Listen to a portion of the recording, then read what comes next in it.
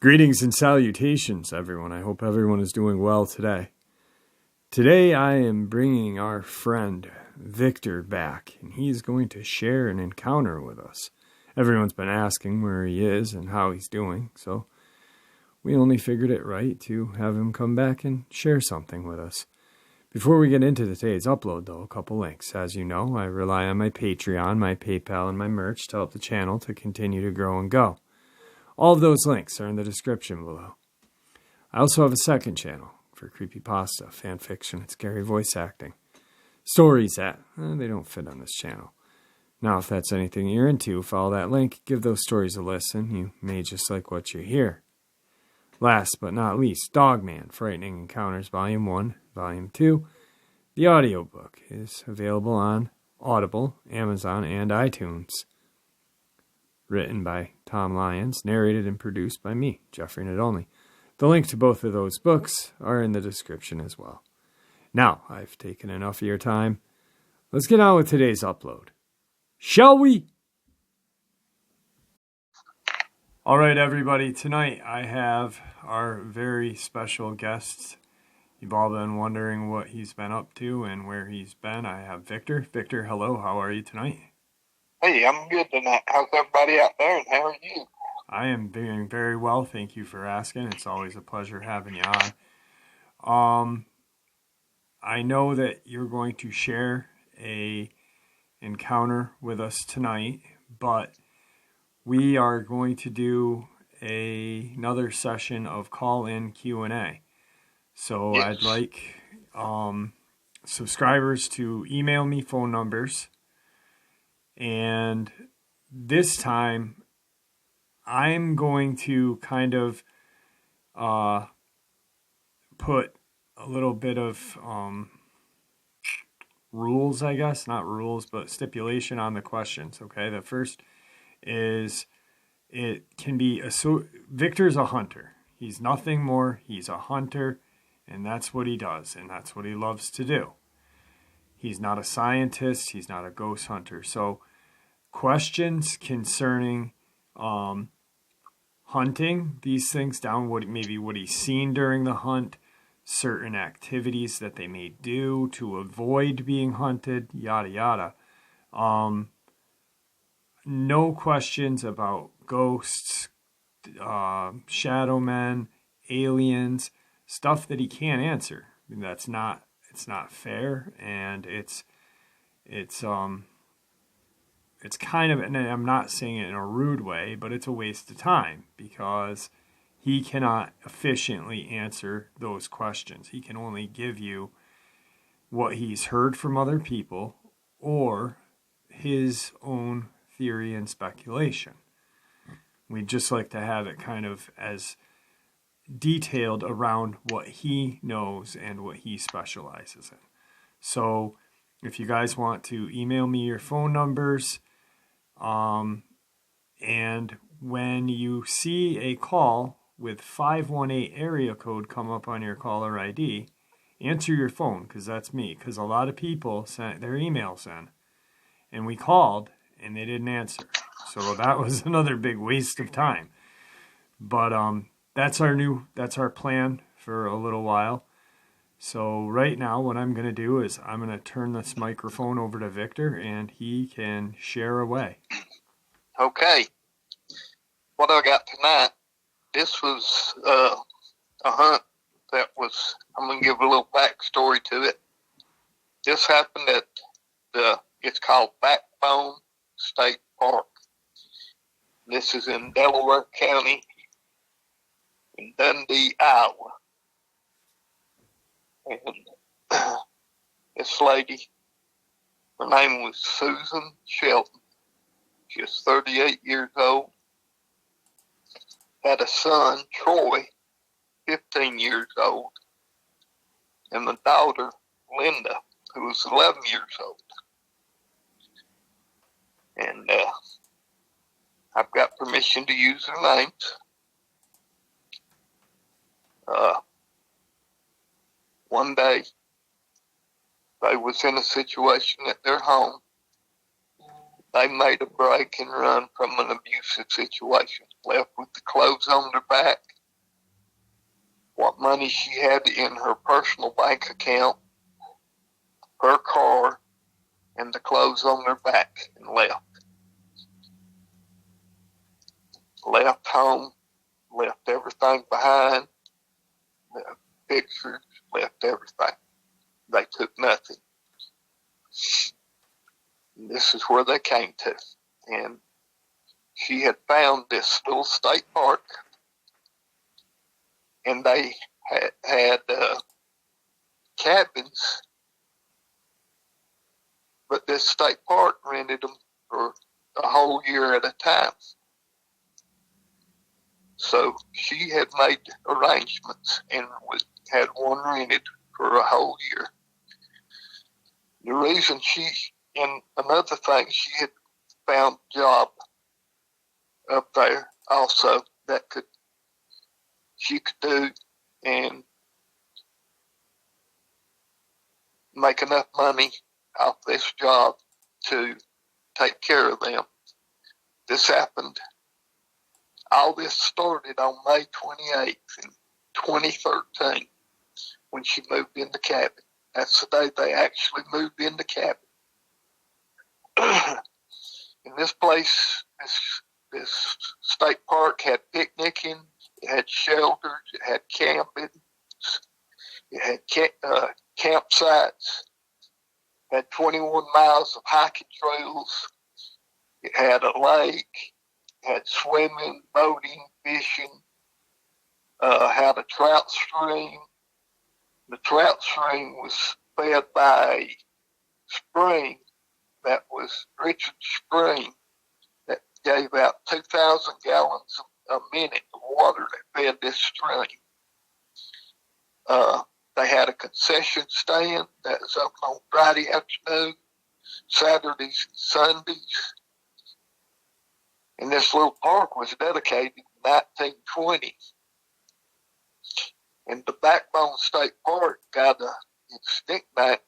named after a folklore name that back in the 1920s, the folklore name for the high ridge of rocks that went around it was called the Devil's Backbone. Well, they didn't want to call the state park Devils, so they just named it Backbone. Well, they got moved into this cabin on the 28th, and on that date, the first night, she had left coolers and all sitting on the front porch, and these cabins that you could rent for a year was on the furthest point back into there that any of the cabins was. And there's just 3 cabins that are rentable for an entire year. And the one she was in was the furthest back. And these coolers on her front porch that night she had left sitting next to her front door. Well, they was tired, wore out, and they all went in there. And the mother had one bedroom, the daughter had a bedroom, and the son was going to sleep on the couch because there are only 2 bedrooms. But they was all scared to death of the dad. He was a drunk, as I understand, abusive. He hit them all, and they just got out of the situation. The kids didn't know it the day they was leaving, that they was getting out of the situation, but they was so proud to get out of the situation. But on the first night, she said that she had set these 3 coolers on the front porch that they had bought, and they had stuff in them, drinks and sandwich stuff, and had left them on the front porch. People told her that they wouldn't be bothered. Well, she goes out the next morning, and all 3 coolers have been moved. She said you could tell that they hadn't been drugged, that they had been picked up and set off the porch and opened. Said the canned goods and the cold drinks had not been messed with, but the cheeses and the meats was all gone. And she couldn't figure it out. She went down to this place is ran by the DNR. And she went down there and asked them to come up there. And they did and looked. And they couldn't figure it out. And they told her to set the coolers inside from then on. And they told her they didn't know what done it, and told her that they'd kind of drive around the loop at night and kind of keep a look on things for the next few nights. And she was okay with that.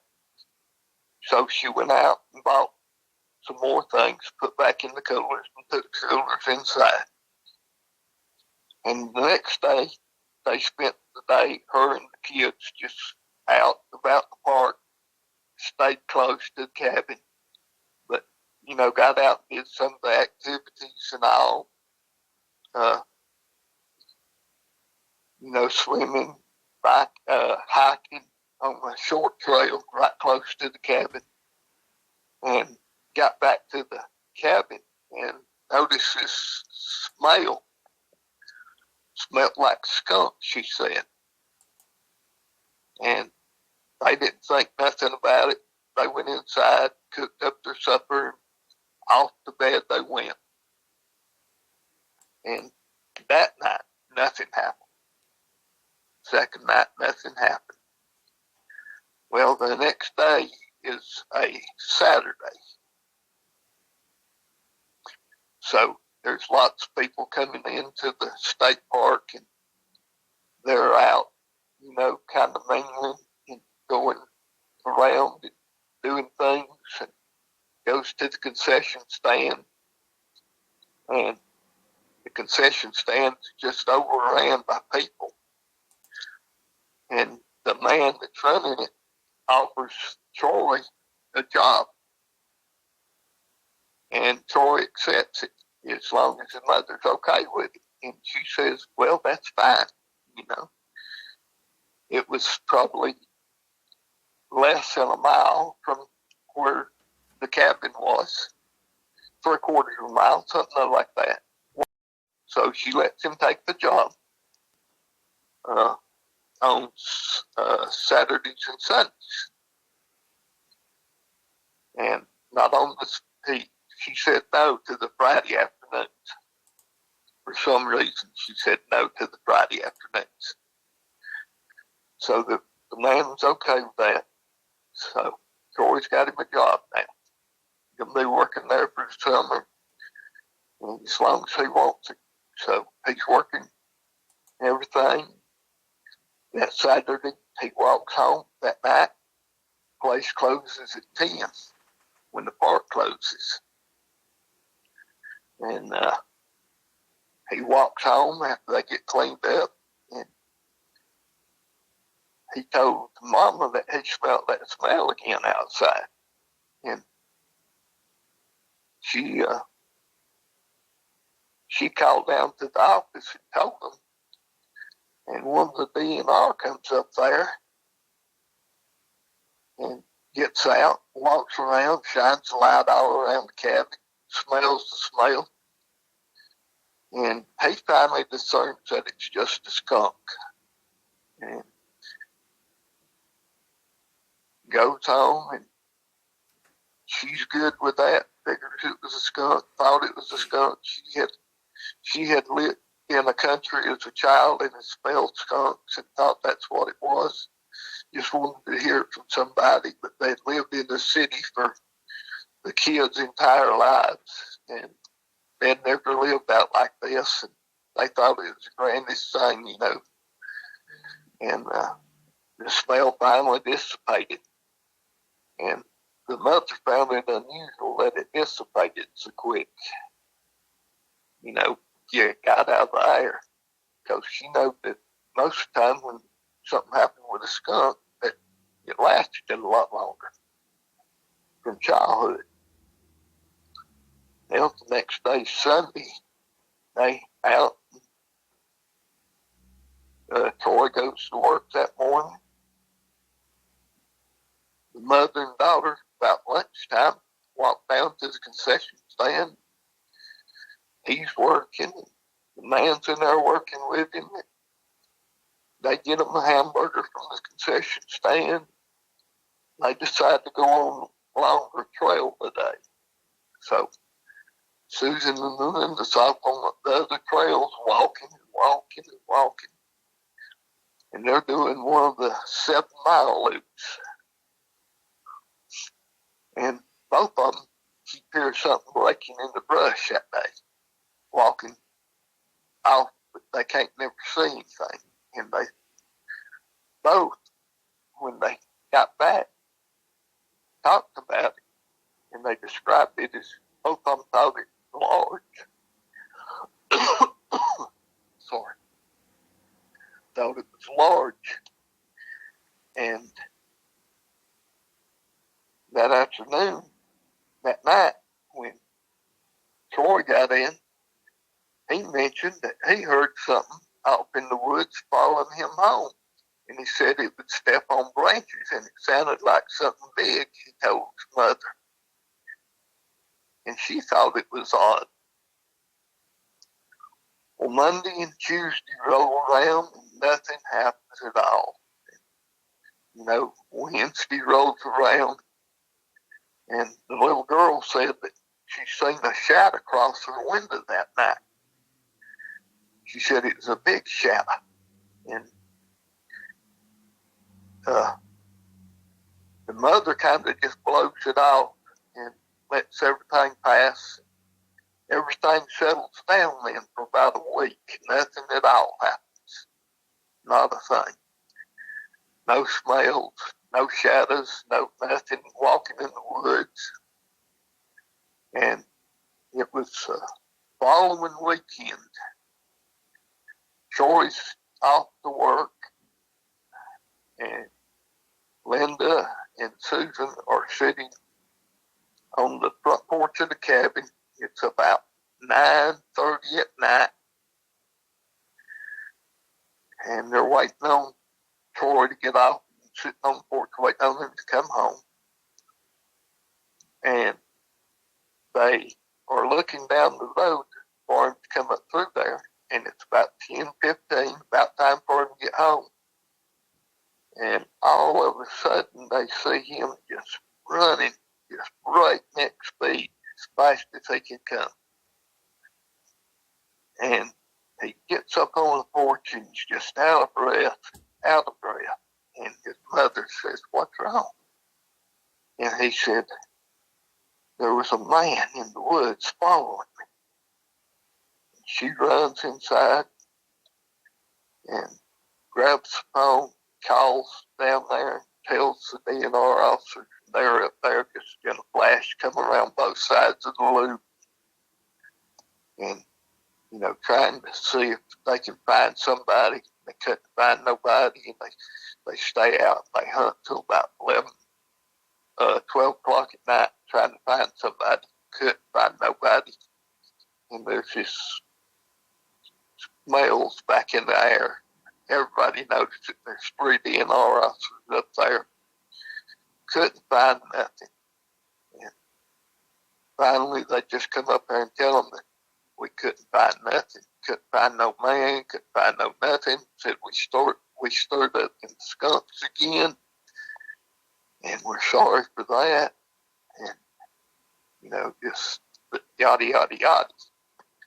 And they went on back down to the offices to, you know, so 2 of them could go back to sleep, 1 of them stay on duty. Well, the next morning, they get up, and there's a dead coyote on their front porch. And don't know where it comes from. She don't call down there. She goes down there and gets one of the DNR officers and brings him up there. And his name is Ross. And don't know, brought Ross up there and showed it to him. He didn't have a clue. He could tell its neck had been broke. That's all he could tell. He said its neck's broke. And came back up there. He picked it up and apologized, done all this, said, I'm sorry you're having all this trouble. And he said, I promise you'll get better. And said, we've never had this much trouble out of anything here.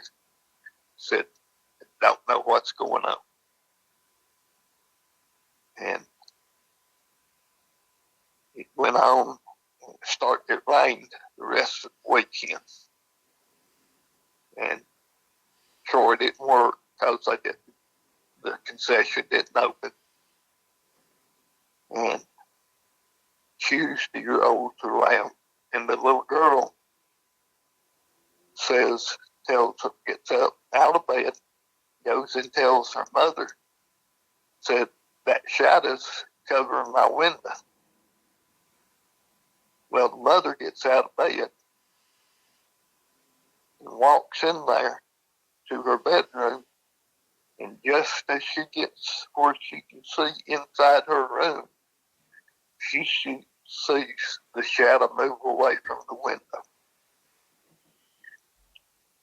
Well, she does the same thing. She calls down to there again, and Ross front door. They're scared to death now because they're so far back in there. And she tells them that she's seen the shadow, that there's somebody at the little girl's window. And Ross takes his flashlight and walks around there. And Ross finds a track.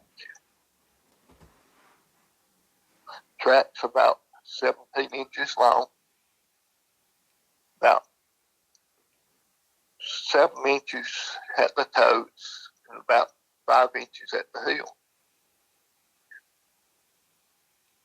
So Ross didn't want to scare him, so he put his boot in it, wiped it out, the only track he could find. And he tells him, well, I'll keep a close watch on the night. I couldn't find anything. Said, I must have scared them off that I couldn't find anything. And he knows something's there. And he goes back down to the office and he tells the other two what he's found. And they're all talking about it. And he says, it has to be a Bigfoot. He said, that's all it can be. He said, impossible to be anything else. Said it's not done any damage. Said it's not hurt nobody, but it's scaring them to death. And they said, what do we do? And they decided to just leave it go, because it's done nothing to hurt nobody or to scare nobody. Well, it is scaring them. So they decide that they will start going up around through there and just ride the roads, which won't disturb the family. And they'll start riding the roads once every hour. And they'll just ride that loop road and have their lights on and see if they can spot anything. And they decide to do it like on the odd hours.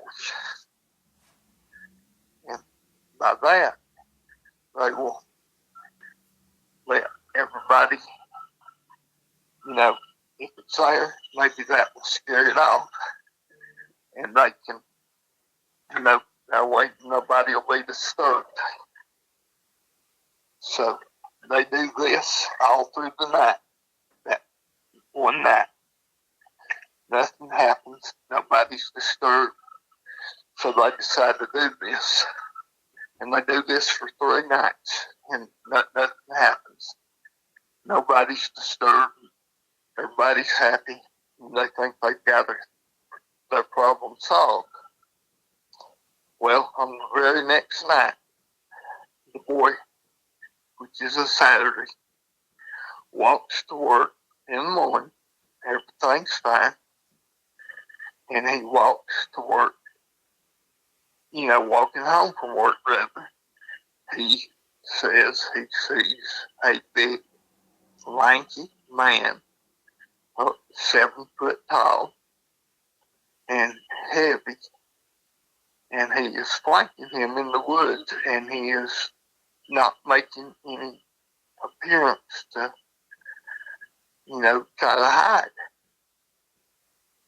And that he is just following him along the road. Well, he tells his mother again, and the officers, all 3 of them, come up there again and make a big search. But this time, they do find tracks. They find a trail where he's using on the inside part of the loop road. But they never did locate him that night. And they told the mother that if it happens one more time, we'll get the sheriff involved. And if the sheriff can't take care of it, we know who to call. So the very next night, Saturday night, one of the DNR officers, unarmed, was walking with the boy from the concession stand to the home, was flanked by, seen it, watched it. It didn't make no threatening moves, but it did follow them from nearly the concession stand all the way to his house. And he talked to Troy and told him, just stay calm, I'm with you. It's not going to do anything. Just remember to stay calm. Talk to the boy. And just remaining calm, not running, not doing anything. They both kept their cool. And they made it to his home. The DNR officer placed the call, got them to come up there, pick him up. And they called the sheriff's department. Sheriff's department sent 3 or 4 carloads of deputies out there, and they couldn't find nothing. He stayed there. He watched both sides of the road from the family's home. He said the only way it could have went was back towards the concession stand, because he watched both sides of the road for it to cross. And it didn't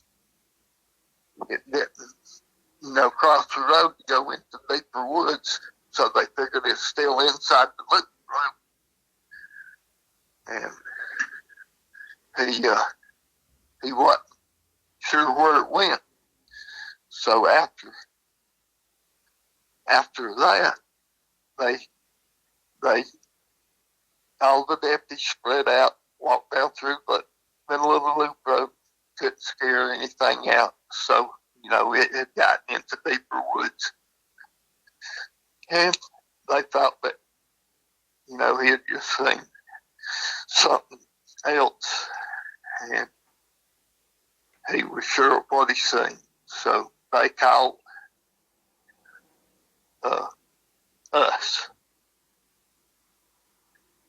And I was sitting out there myself and was told that it was non-aggressive, and that I needed to take care of the problem. Well, all that week, I hunted, and stayed inside the park and never seen just 2 or 3 tracks. And come Saturday, I stayed inside that loop while Troy walked home, and here it comes. And I had to let Troy get past me, but it was almost like it was in front of him by about 10 or 12 yards. And it came upon me, and I know that I couldn't take a shot at it with it being in front of Troy, because if it went towards Troy, I'd be shooting that away. And I stood up and let it know where I was. And I had my gun down to my side. I hadn't even raised my firearm. I didn't want it to see it, actually, because I had it straight down to my right side up against my leg. And this thing let out a holler, and that poor boy, he just went ape and started running towards his home. And this thing started running between me and him. And I thought it was going after him.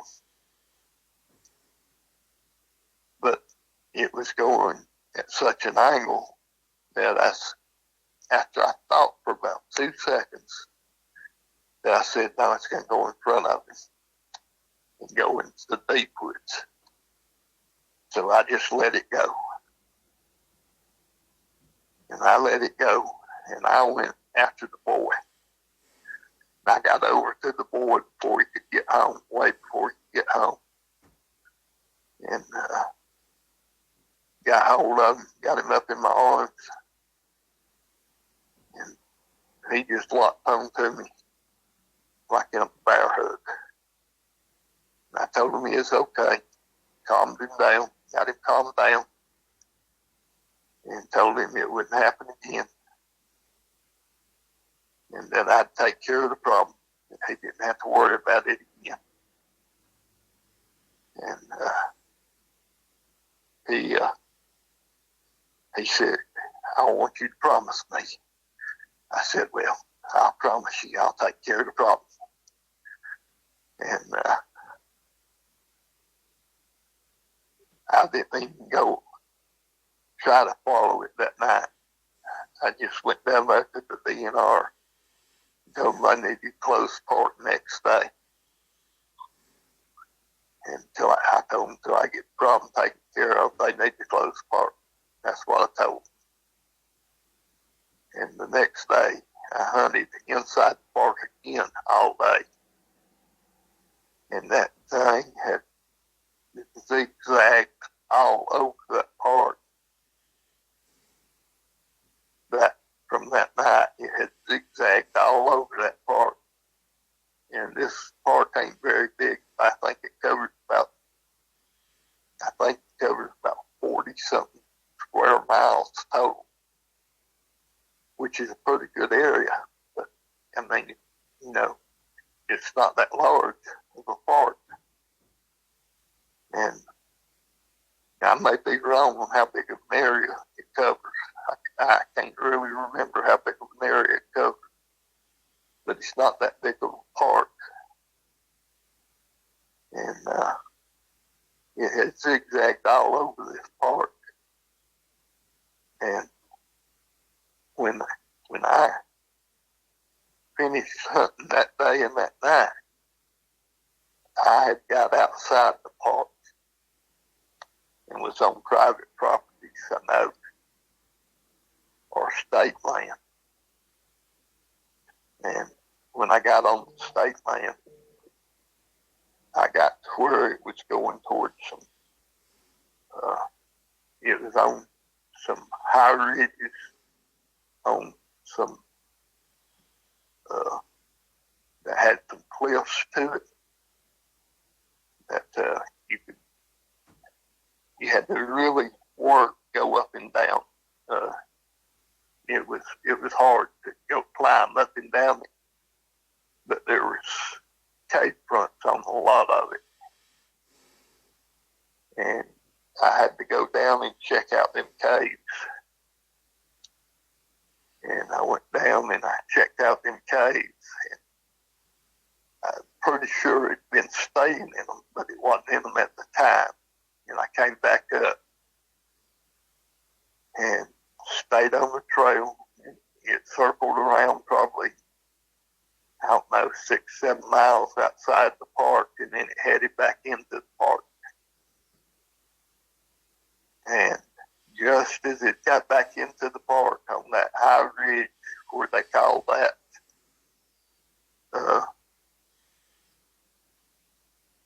what park had the folklore for, I found another set of caves, and it had been inside of one of them, and I think it just came out and got back up on the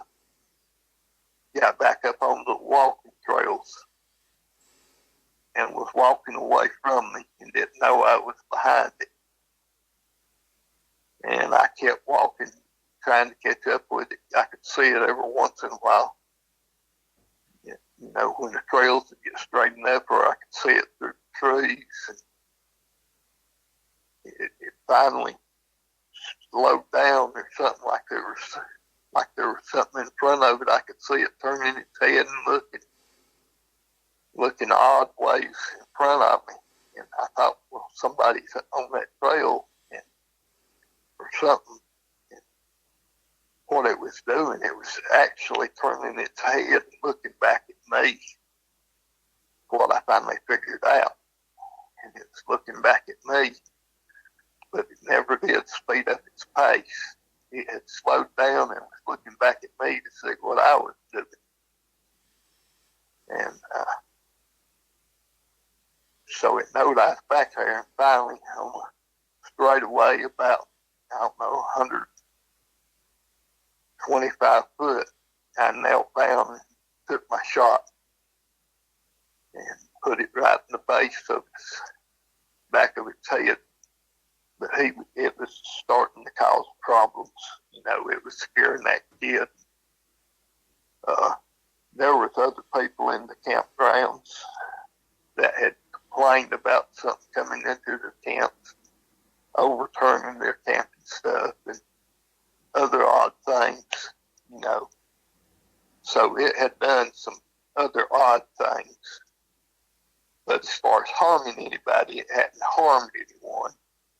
But it was being a nuisance, and could have got a lot worse. But that was the last Bigfoot that I killed.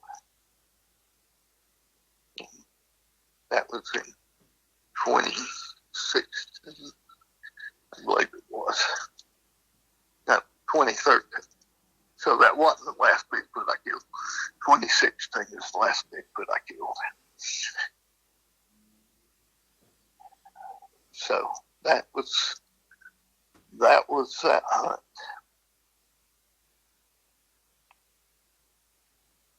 So, you asleep? Yeah.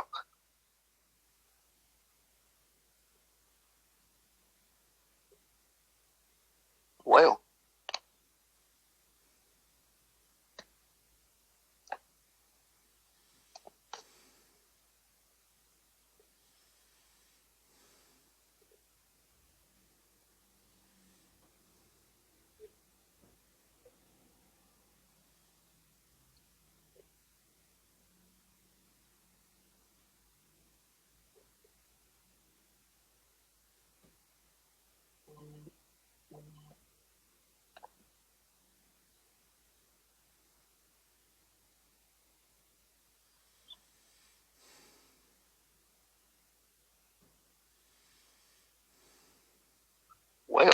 guess that's the end of the show.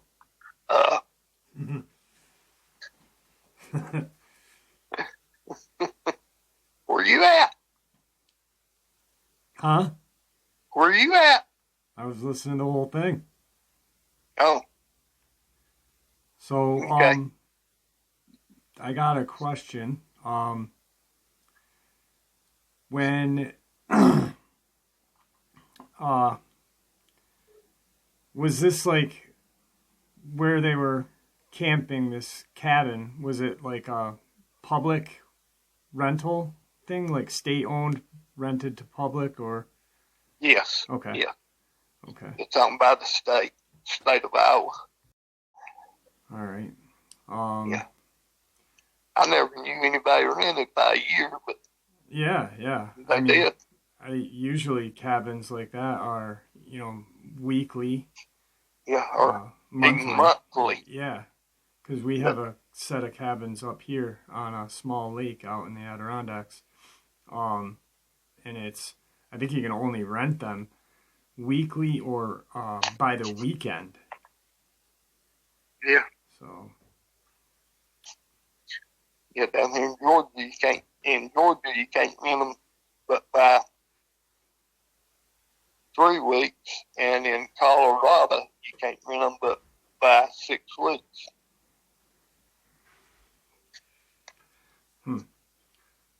So, yeah, wow.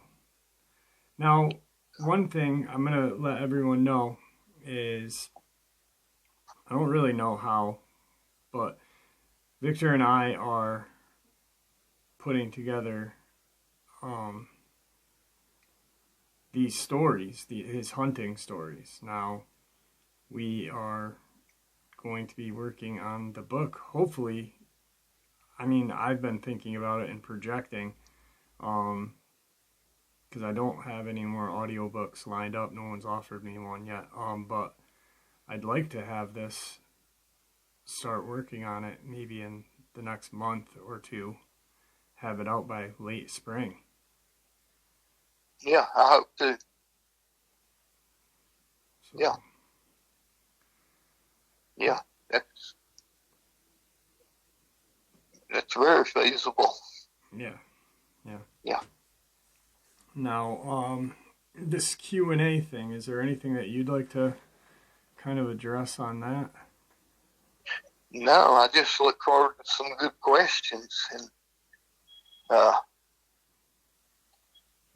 it's an open book to the, I really like where I'm really comfortable where I'm a professional at.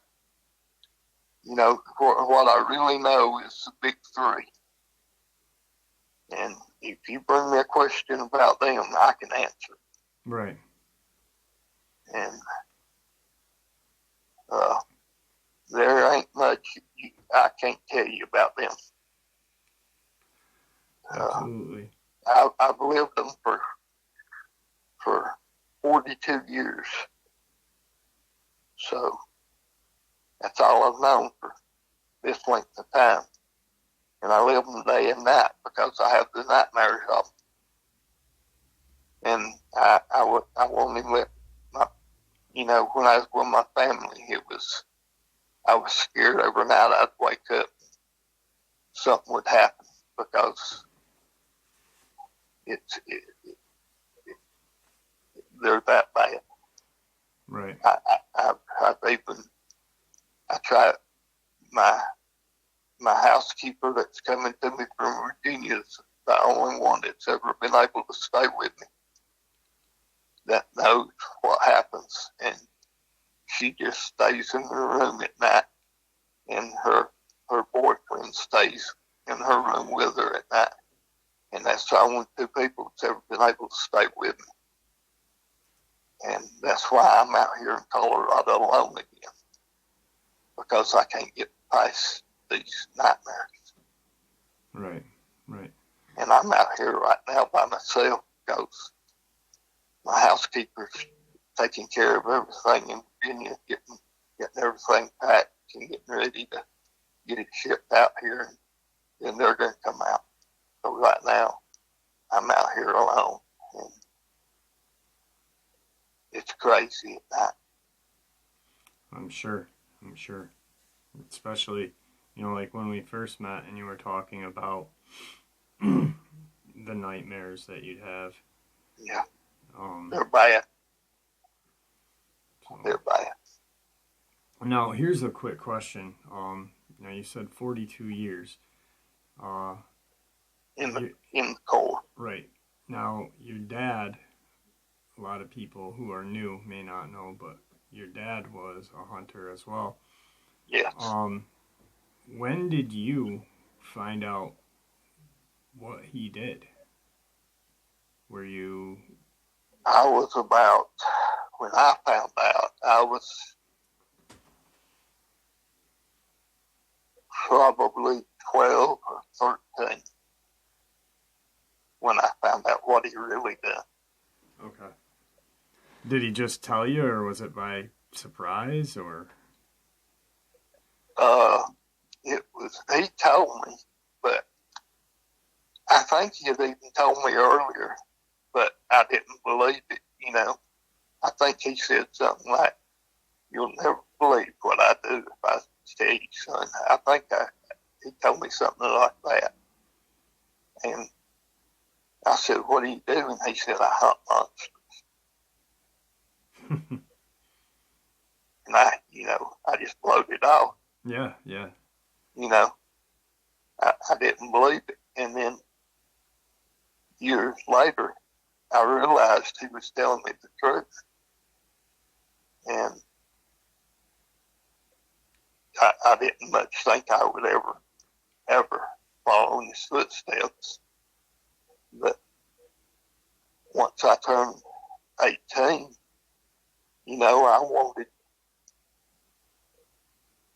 I wanted to do that. And he was pushing me to be just a state game warden. Right. And so I went into the Corps, got my time in. The year he retired, I got some help and got pushed through too. So. All right. So that right there is kind of an example of the questions we're looking for. I'm not trying to be a jerk and say, so questions don't matter.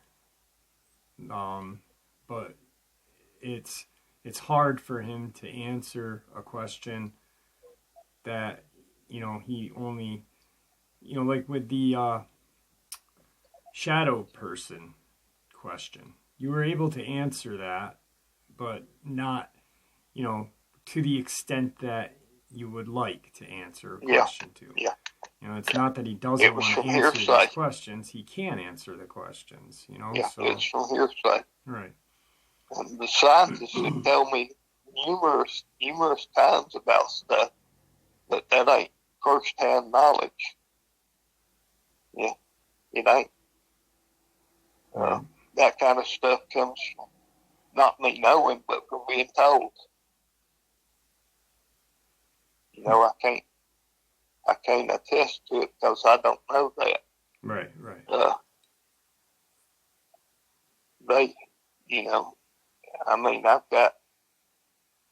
I've got a bunch of stuff I've been told, but that don't mean I know it. Absolutely. You can ask me about hunts or stuff that I've learned on hunts or their behaviors, that kind of stuff. I can tell you. I can predict them. Yeah. So. I can just about tell you what they're going to do. Put them in a situation, I can tell you what they're going to do. I can tell you how to prepare for them. It just depends on what you want to know. Right. Yeah. So the email is my email address, which is in the description below, nadolny.m as in michael.jeff@gmail.com. Just send your phone number, not the questions. And I'm not going to And don't send questions if you're not going to share your phone number, because it's just going to be an open mic thing. So, Yeah. Is there anything that you'd like to say to everybody before we end tonight? Just get out there in the wilderness, enjoy yourself. You're safe, and I wouldn't put you no harm's way. So. All right. Well, it's always a pleasure, and I'm looking forward to this next set of Q&A, and I think it's going to be really good. Now that we got some guidelines, it's the word I was looking for, not rules, guidelines. Yeah. So, well, thank you, Victor, and thank you for everybody who tuned in tonight. I appreciate it, and have a great night, everyone. All right. All right, guys. So I am really excited about the Q&A. I really like doing the Q&As because you get to meet more of you guys, and it puts me kind of face to face with you, ear to cheek, I guess. But it's a very good way of getting to meet more of my subscribers, I think. So the email address is in the description below. Just email me your phone number. We're going to do the Q&A on Saturday, this coming Saturday, from 6 to 8 Eastern time. So what I will do is the first 10 people, I will write I'll write everybody's phone number down on a list, and then the first 10 I will message back, hey, Saturday, 6 o'clock to 10 or 6 to 8 Eastern time, and then providing if we get more than 10, we'll do another Q&A. So, but with that, I want to thank everybody for tuning in, and I want to bid everybody a farewell. Stay safe, stay warm, and stay happy. See ya!